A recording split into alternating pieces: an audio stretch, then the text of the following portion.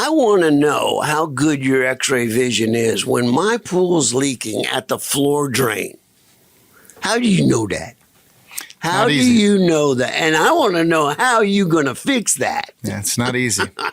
So if you have a floor leak, number one, the pool is going to have to be emptied to shore up that marking. So ultimately, we use sonar equipment in most cases to pinpoint exactly where that break is. And obviously, you can't dip the sonar equipment in water, so it leads us to draining the pool, putting down a marking.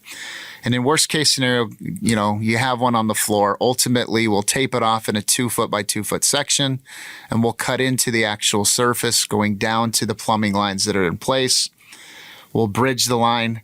We'll fix it in place. We'll shotcrete it in place, rebar pin it as needed, and then put a surface patch on it. So whether it be plaster or pebble, we certainly can do both.